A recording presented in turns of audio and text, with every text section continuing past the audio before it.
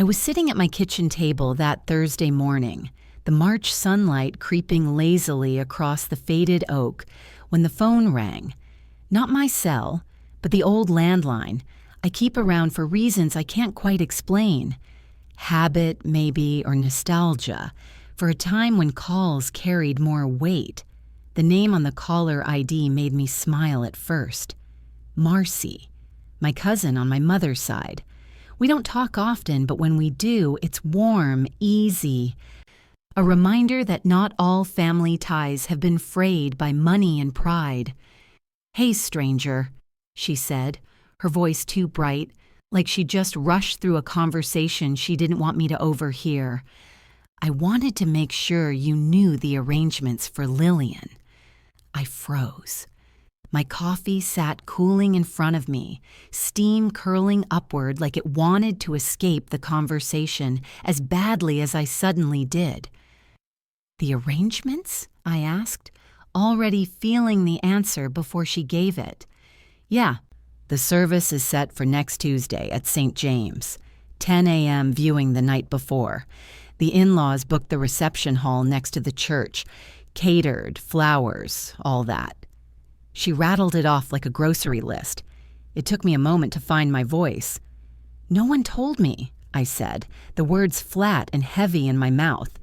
There was a pause on her end. "Oh, I thought you knew. I figured Michael or—" She stopped, probably realizing she'd just stepped on a landmine.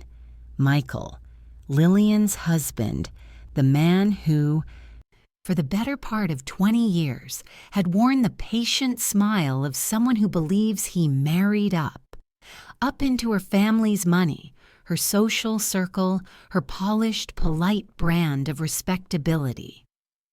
"I didn't know," I repeated. "Well," Marcy tried to recover. "You do now. I'm sure it was just an oversight." It wasn't an oversight. I knew it in my bones. I could hear it in the space between her words, the way her tone shifted like she was pulling on a sweater that didn't quite fit. And that was when she slipped. Her in-laws, well, you know how they can be. They like to keep things formal. "Formal," I said. The word tasted like dust in my mouth. She backpedaled. "I'm sure it's just their way. You know, appearances and all that. They probably just didn't want me there." I finished for her. Marcy went quiet. That was my answer. I thanked her for calling, hung up, and sat there staring at my cold coffee. The morning light had shifted, falling across the stack of bills I'd been meaning to pay. One in particular caught my eye. The last hospital invoice for Lillian's treatments, the one I'd covered when her insurance ran dry. And that's when it hit me. Not just the exclusion, but the insult of it. For years, I had been there for my sister. I was there when she first got sick, driving her to appointments across town because Michael was too busy closing deals at work. I was there when the bills started piling up, dipping into my savings to make sure she got the care she needed. I was there the night she called me in tears because they were behind on rent, and I sent money without a second thought. And yet, when it came time to bury her, the people she married into, the ones who liked to throw fundraisers for charities they'd never volunteer for, decided I wasn't good enough for their image. I could almost hear the conversation in my head. "Oh, we can't have him there. He's so rough. Always talking about construction work and the neighborhood doesn't exactly fit the tone we're going for." Tone, like a funeral was a brand launch. I leaned back in my chair, the wood creaking under me. I should have been surprised, but the truth is, I'd been watching this play out for years. The little looks they gave me when I showed up in a shirt with rolled sleeves. The way they'd introduce me. Lillian's brother, he runs some kind of business, I think. As if my decades of honest work were an embarrassment they had to explain away. But exclusion from her funeral, That was a new kind of cruelty. It wasn't just shutting me out of the arrangements, it was erasing me from the narrative entirely, pretending the brother who'd sat with her through chemo and hospital nights didn't exist. My mind drifted back to the last real conversation Lillian and I had, just a month before she passed. She'd been tired, her voice thin but warm. "Promise me something," she'd said.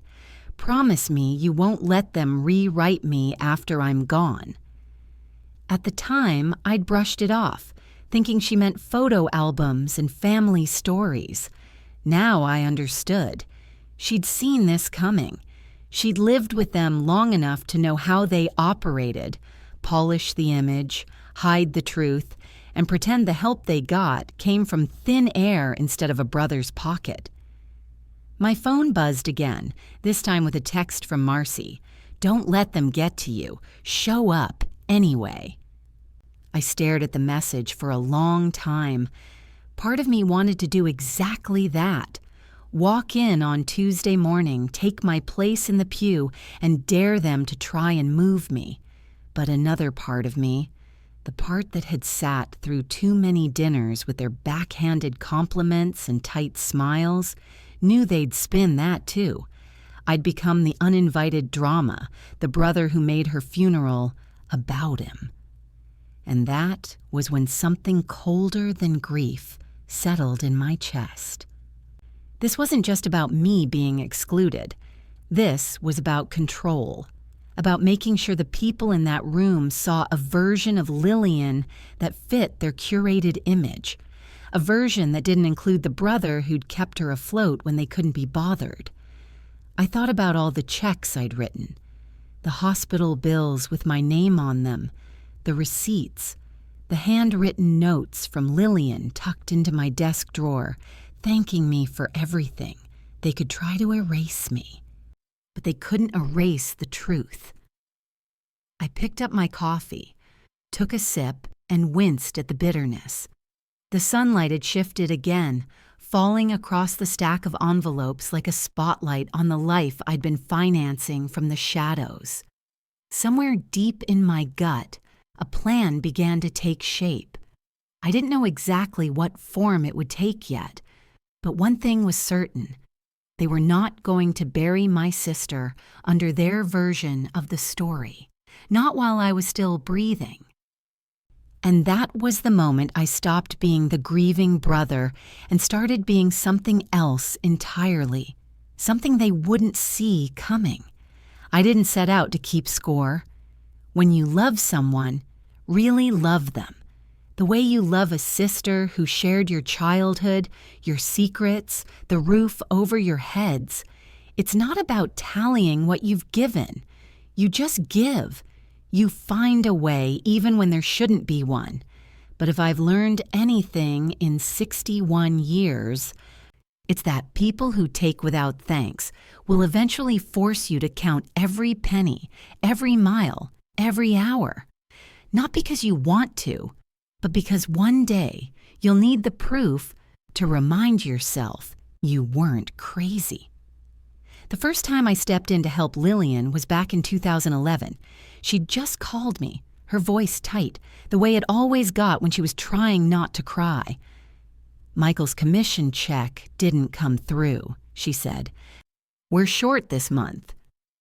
I remember looking at my own checkbook that night. The ink was still fresh from paying my property taxes, the balance thin as stretched taffy. But I told her, "Don't worry about it. I'll drop something by tomorrow." That something was $1,200 in cash, peeled out of the savings I'd been building for a trip to Montana. I never took that trip. After that, the calls came more often, not always from her, sometimes from Michael, his tone sheepish, but not apologetic. "Buddy, we're in a bit of a bind." He liked to call me Buddy when he needed something. It softened the request, made it sound like a favor between friends instead of a handout from family. Then came the medical bills. When Lillian's diagnosis came down, we were sitting in the cramped exam room at Sacred Heart. I'd gone with her because Michael was closing a deal that couldn't wait. I still remember the way her hands twisted in her lap as the doctor explained the treatment plan, the appointments, the cost. She didn't ask me for money that day. She didn't have to. I saw the panic in her eyes, the way she kept glancing at the floor like she could find an answer written in the tiles. The first bill was just over $4,000. I paid it without telling her. When she found out, she cried, but not the bitter tears of pride. These were quiet, grateful tears. "I'll pay you back," she'd said. We both knew she never could, and that was fine. Over the next 4 years, my checkbook became a running record of her fight against cancer. $2,300 here for a round of tests. $1,800 there for prescriptions insurance wouldn't touch. Gas money for the drives to the city. Meals for the nights she couldn't keep anything down, and Michael didn't want to cook. By 2018, I'd refinance my house to keep up. Not because I had to, but because I chose to. She was my sister. You don't measure that kind of loyalty against a bank statement. Except her in-laws did. Oh, they were always polite enough to my face. "Thank you for everything you've done for Lillian," Catherine would say at Christmas, her lips barely moving, like speaking to me was a chore. It's been such a help. But it wasn't gratitude. It was acknowledgement of a transaction. In their minds, my help was part of the cost of maintaining her place in their family. And behind my back? I'd later hear whispers, little crumbs dropped by people who thought they were protecting me. How Catherine told her friends I just did what any decent brother would do, as if the constant drain on my finances was my moral obligation, not a choice. How Cody would joke that I had more money than sense. Never mind the fact that I was skipping repairs on my own house to make sure their daughter didn't lose hers. The irony was I was living leaner than I had in decades.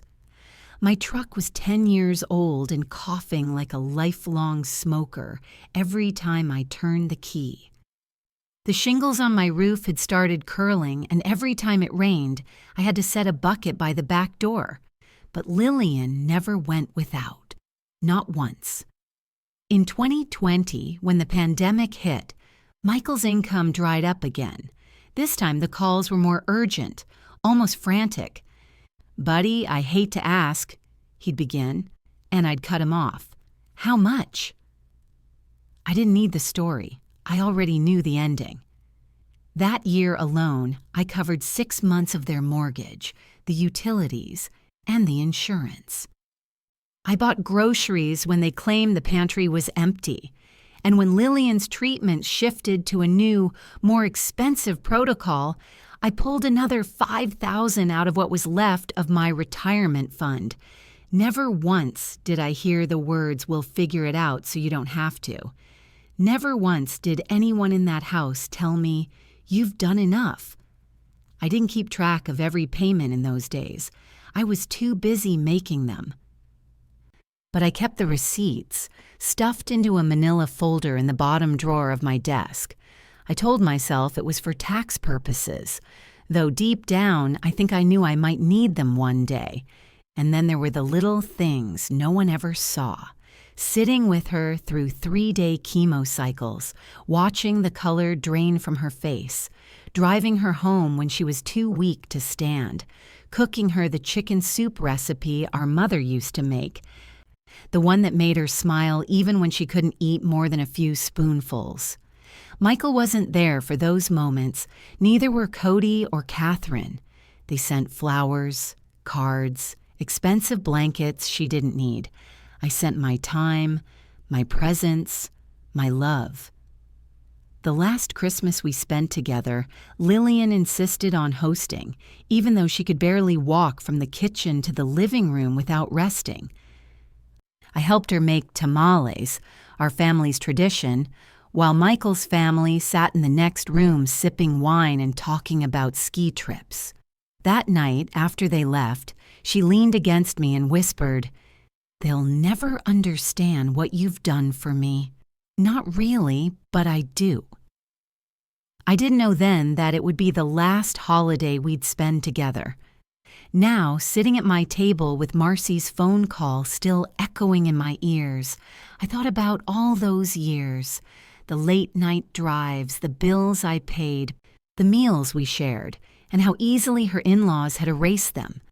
In their version of the story, I was just absent, forgettable.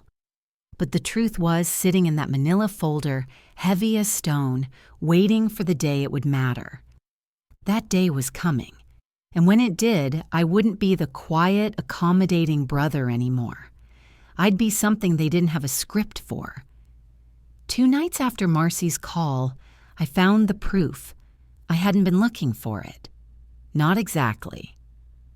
I was just cleaning out the top drawer of my desk, sorting through the usual clutter of old receipts, paper clips, and pens that didn't work anymore. The manila folder was still there at the bottom drawer, thick with years of sacrifices no one but Lillian and I knew about. But this wasn't that folder. This was something new. It started with a text I wasn't supposed to see. My phone buzzed while I was in the kitchen making coffee. I left it on the table, screen facing up. It was a group text from an unknown number, but the names came up clear enough. Michael, his mother Catherine, and a couple of people I didn't recognize. I don't know how I'd been added, maybe by accident, maybe because someone's fat finger hit the wrong name. The message from Catherine was short, but it might as well have been a knife. "Please remember, if anyone asks, he was too upset to be involved. We don't need him making a scene at the service." Michael replied a few minutes later, "Got it. We'll keep it formal. No, working class drama. Working class drama." I stood there staring at the words, the coffee maker hissing behind me. They could have said he's grieving, or it's complicated, or even it was Lillian's wish. But no, they went for the throat. That one phrase was their whole view of me in 2 words. I scrolled up. There was more. Catherine again. "Honestly, I don't think he's capable of handling this with dignity. He means well, but, it's not the look we want. Not the look we want." As if my presence at my own sister's funeral was an accessory to be judged for style. Another number chimed in. Someone named Paige, who I vaguely remembered as Catherine's friend from church. Wait, is he the one who runs that construction thing? The one with the old pickup? Michael answered, "Yeah, nice enough guy, but Lillian always had to help him, not the other way around." That one hit harder than the rest. Because it wasn't just a lie, it was the exact opposite of the truth. I had carried Lillian through the last decade of her life, both financially and physically, while her husband's family treated her illness like an inconvenience.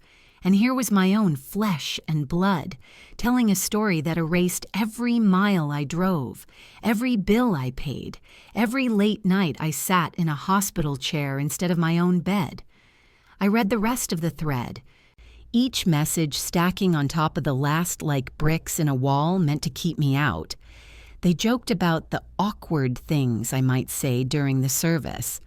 Catherine wrote that they'd carefully curated the guest list to avoid complications. Michael promised he'd handle me if I showed up anyway. I set the phone down slowly, my hands steady in a way that surprised me. It wasn't rage, not yet. It was something colder, because in that moment, I saw the truth with crystal clarity. This wasn't an accident. This wasn't grief clouding judgment or formality getting in the way. This was a decision, a deliberate, calculated choice to erase me from my sister's farewell, to control the narrative of her life so completely that anyone who didn't fit their version simply didn't exist. And it wasn't just about appearances, it was about power. They'd spent years taking what they wanted from me, my money, my time, my loyalty. And now that there was nothing left to take, they didn't need me anymore. Worse, I was inconvenient. I knew too much about the cracks in their perfect facade. I'd seen Michael disappear for work trips that looked suspiciously like vacations without Lillian. I'd seen Catherine's charity galas funded by other people's generosity. I'd seen Cody smile through gritted teeth when someone else got the attention he thought belonged to him, and I had the receipts, literally. I walked to the bottom drawer of my desk and pulled out the manila folder. The weight of it was almost comical now. Bank statements, credit card bills, receipts for payments made directly to their mortgage company.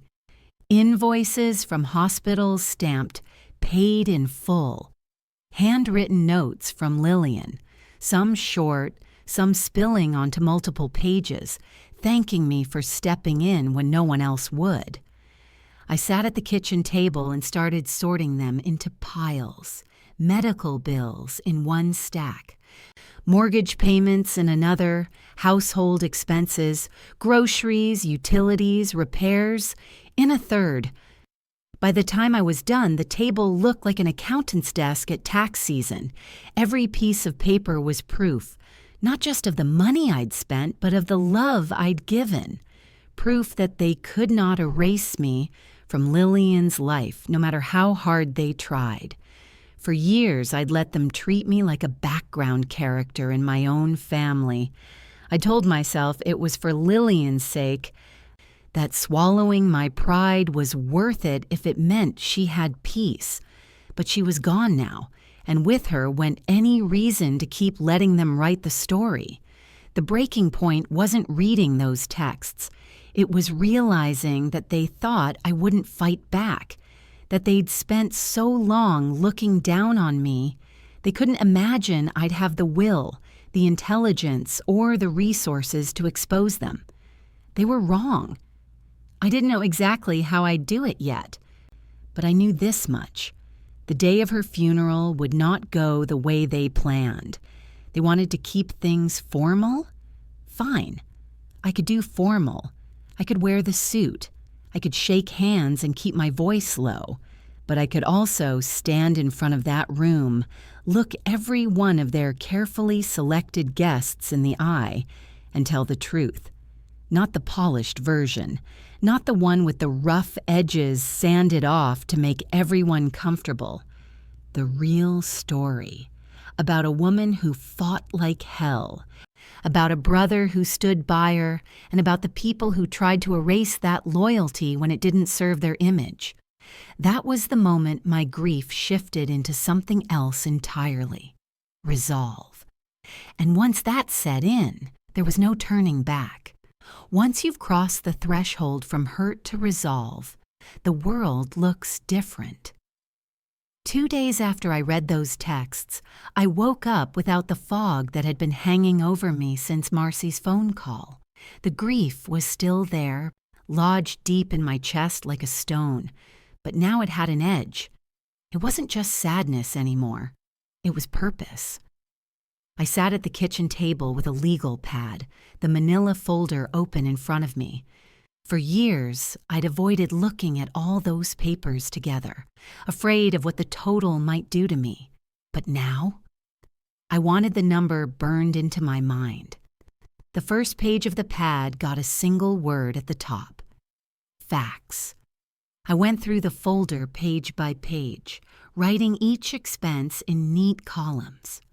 Now won $200 for rent in 2011, $4,050 for the first hospital bill, $2,300 for testing, 6 months of mortgage payments at $650 each, grocery receipts from Safeway, $184.63, $217.90, $193.12, each one a reminder of how the smallest things add up. By the time I was done, the number at the bottom looked almost unreal, 92,374.57. That was just what I could prove on paper. It didn't include the hours, the miles, the missed work. It didn't include the nights I'd driven her home from chemo, or the mornings I'd mowed her lawn when Michael was too busy. I sat back staring at the figure, and a thought came to me so clearly it felt like someone had whispered it in my ear. They will not tell her story without me. The next page of the pad got a new heading: Plan. This part wasn't about revenge, not entirely. I didn't want to ruin the funeral. Lillian deserved better than that. She deserved dignity, and so did the truth. The trick would be telling it in a way that honored her while making it impossible for them to keep up the lie. I started with what I wanted to accomplish. See, 1, make sure everyone who mattered knew exactly what I had done for Lillian.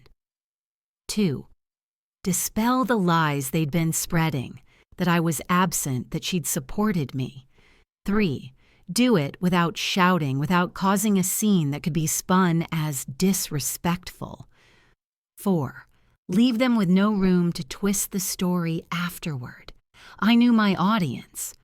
Catherine and Cody would be on their best behavior in front of the church crowd.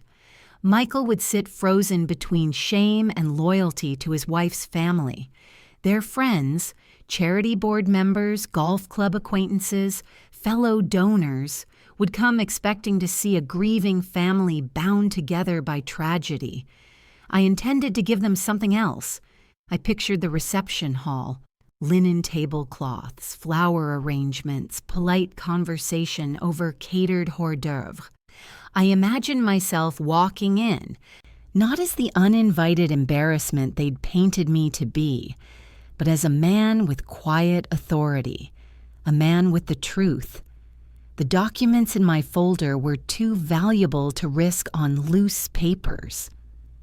I went out that afternoon and bought 12 crisp presentation folders, black, heavy cardstock, the kind you'd use for a professional pitch meeting. Into each one, I slid a small selection. 1 page listing the major expenses I'd covered, with dates and amounts. Photocopies of 2 or 3 receipts or bank statements for each category. A copy of one of Lillian's handwritten notes to me. A photo of us together at the hospital, at Christmas, in the backyard. The last page in each folder was a letter I wrote that night, longhand first, then typed and printed on thick paper. If you are reading this, you are here today to honor my sister Lillian. You may have heard many things about her life and the people in it. I want to share with you the truth of the years before she passed, not to seek credit, but to ensure her story is told fully and honestly. Everything in this folder is real and verifiable. I loved my sister. I stood by her until her last breath. I hope after reading this, you will remember her not just as someone who belonged to a certain family, but as a woman who was loved fiercely and without condition by her brother. When I read it back to myself, it felt right, not vengeful, not petty, just undeniable. The next step was timing. If I handed out the folders before the service, they'd make a scene and have me thrown out. If I waited until after, half the people I wanted to reach would have left. The reception was perfect. People would be sitting, talking, receptive. And then there was delivery. I wasn't going to corner people or pass them out like flyers. No, I'd walk in, greet the ones I recognized, and quietly place a folder in front of them. Let curiosity do the work. Once one person opened theirs, the rest would follow. It wouldn't take long before the low murmur of the room shifted. I'd seen it happen in business meetings when new information landed on the table. Brows furrowing, glances exchanged, questions forming. By then, it wouldn't matter what Catherine or Cody said. The paper would speak louder than any interruption. The final page of my plan was titled Mindset.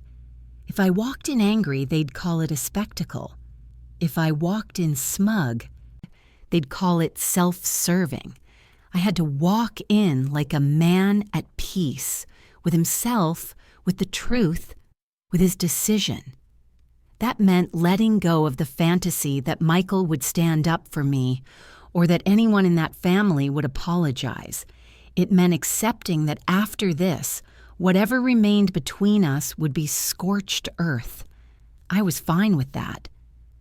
By the time I put the pad down, the sun had dipped low, casting long shadows across the table. The house was quiet. The kind of quiet that used to make me feel alone. Tonight, it felt like focus. For years, I'd been playing defense in this family, reacting to their moves, bending myself into shapes that would fit their narrow frame of acceptance. Now, for the first time, I was on offense. Funerals have a certain smell. It's not the flowers. That's too easy. It's something underneath the lilies and roses, a mix of old wood, polished brass, and the faint antiseptic scent of places where grief is a daily occurrence. That morning, the air was heavy with it when I walked into St. James.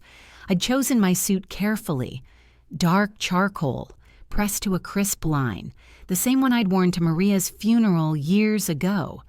Black tie, polished shoes, my mother's silver cufflinks, the ones Lillian used to joke made me look like a Wall Street gangster.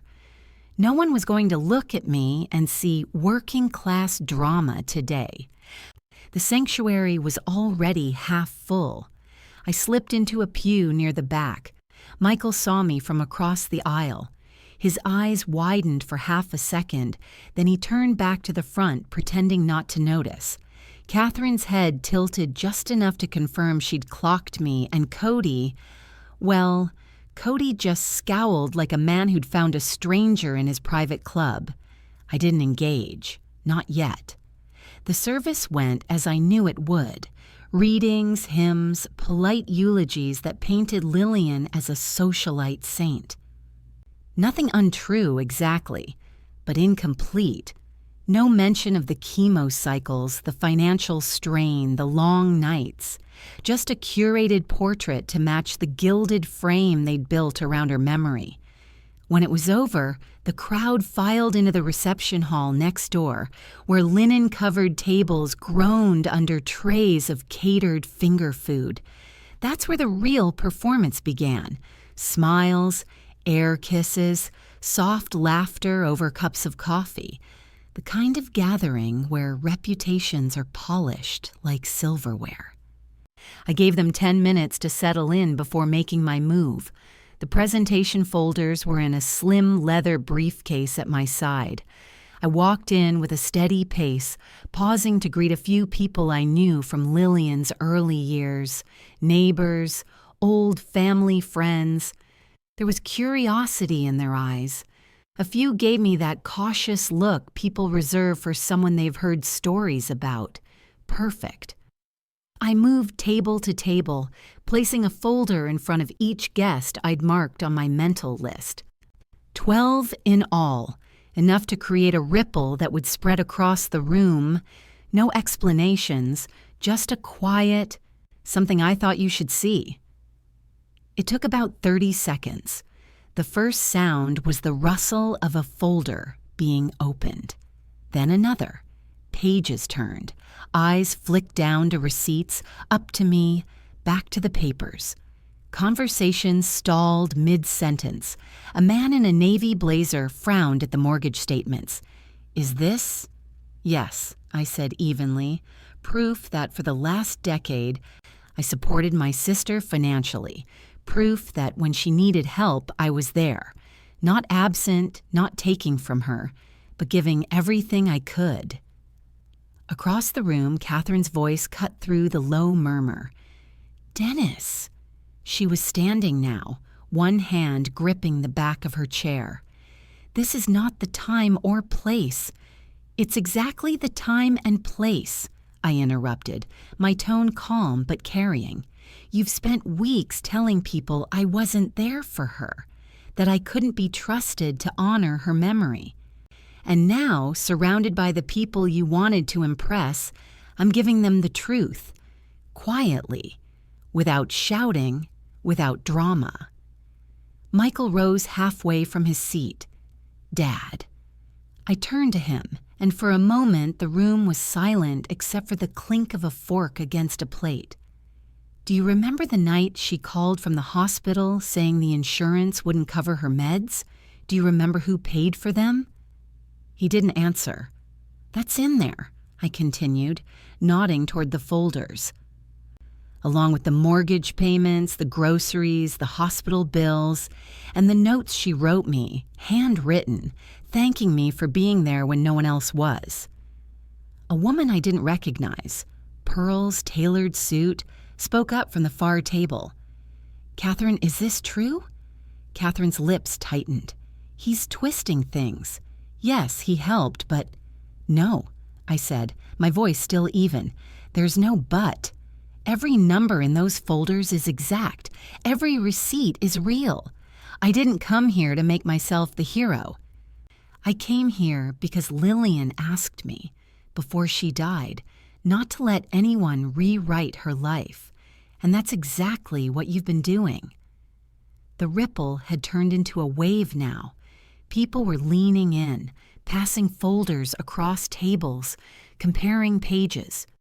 Cody tried to interject, something about family privacy. But the man in the navy blazer cut him off. Privacy? You planted stories about him in the community, told people he abandoned his sister, when in reality he was bankrolling her care. Cody flushed, his jaw tightening. I took a breath and looked around the room, making eye contact with as many people as I could.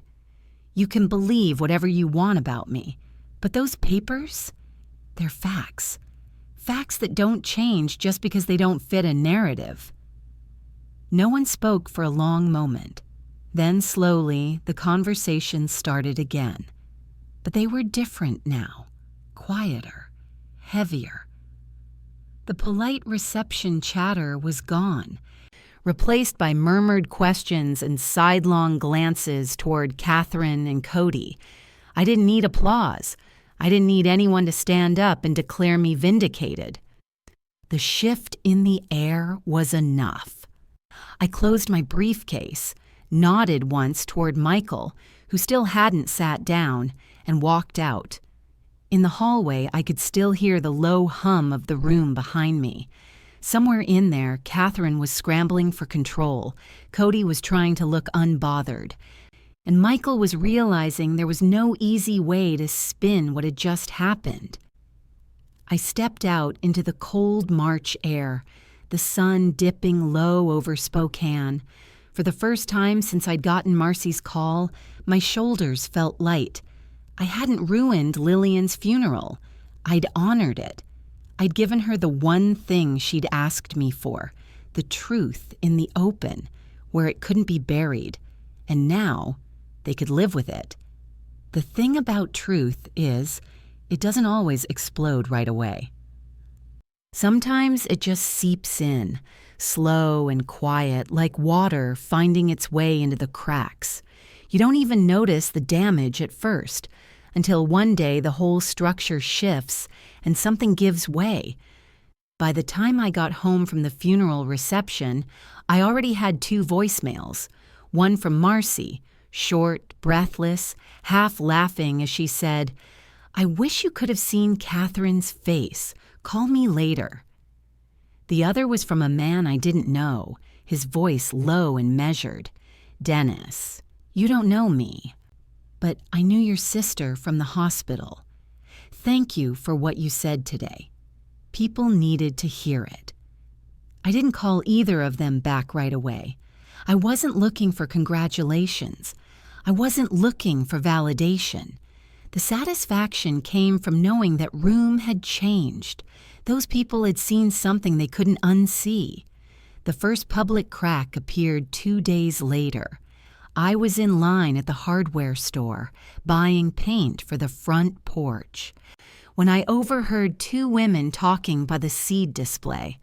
I didn't know them, but they knew Catherine. They were careful, keeping their voices low, glancing around, but the gist of it was clear. "Did you hear about the funeral?" one asked.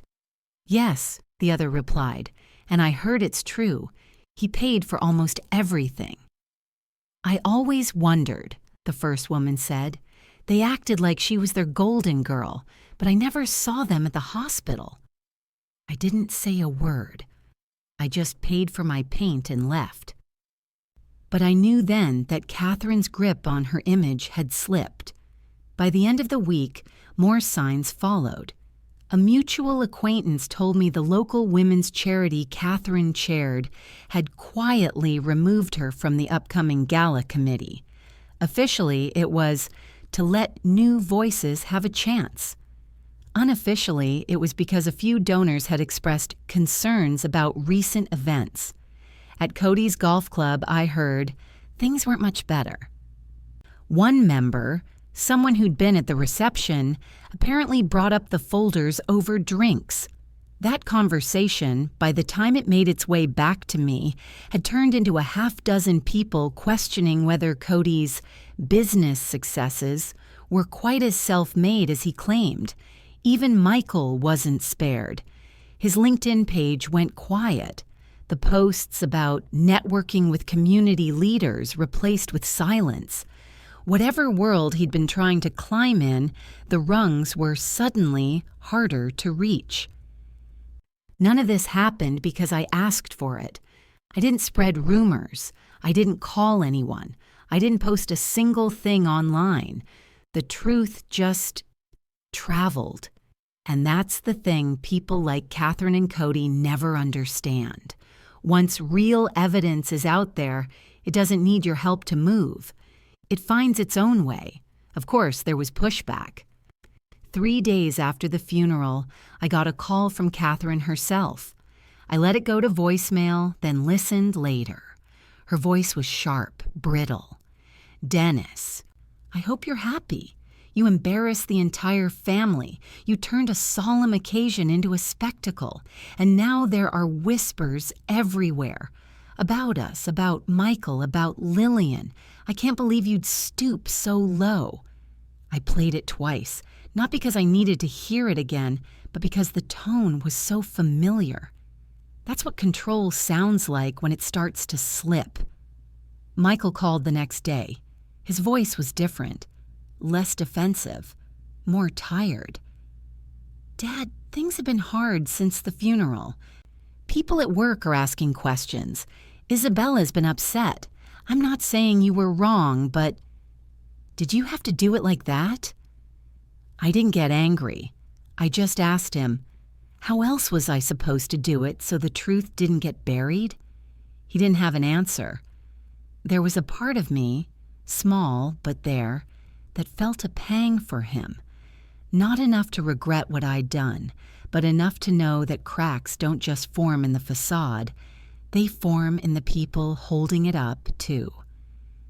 The strangest part was how many people came out of nowhere to thank me. An old neighbor stopped me at the grocery store. "I always thought you were the one keeping her afloat. Good to see you set the record straight."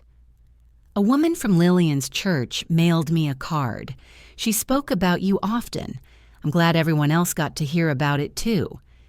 Even someone from Michael's own circle, a man I'd met once at a barbecue, sent me a Facebook message.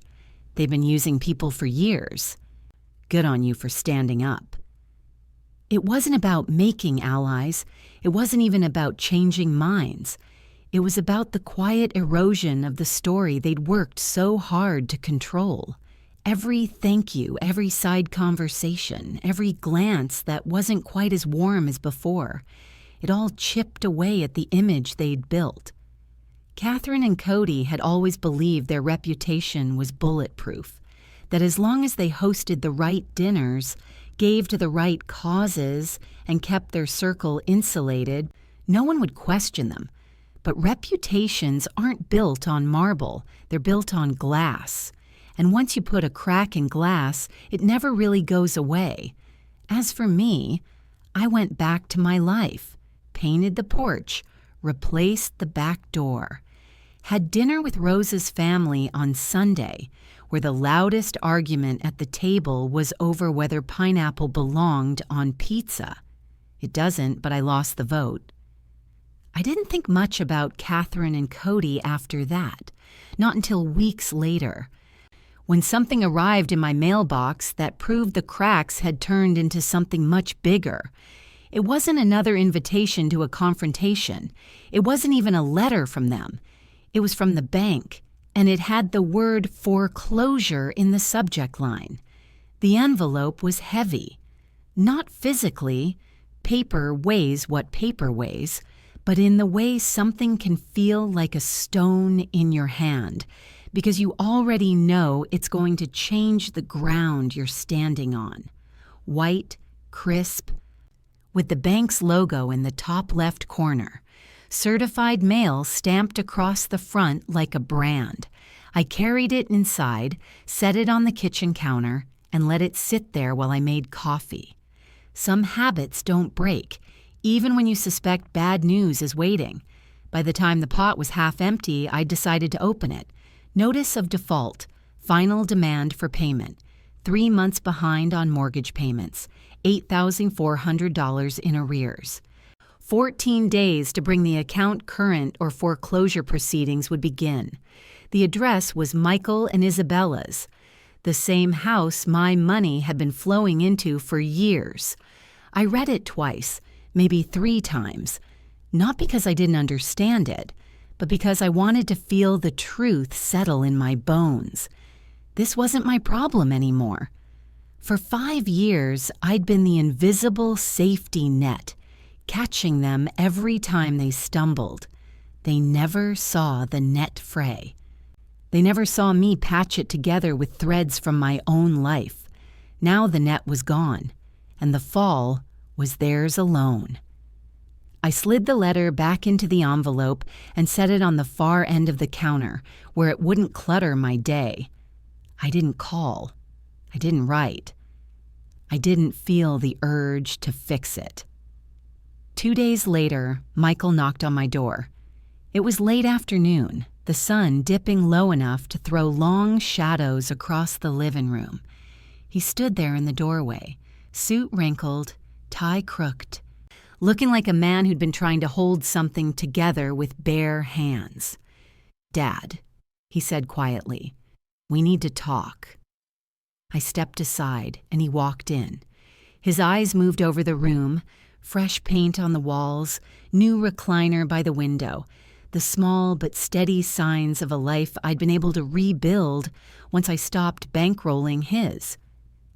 "Nice place," he said. "It's what happens when you spend your own money on yourself," I replied. Not sharp, just a fact. He sat on the edge of the couch, elbows on his knees. "I got your letter." "My letter?"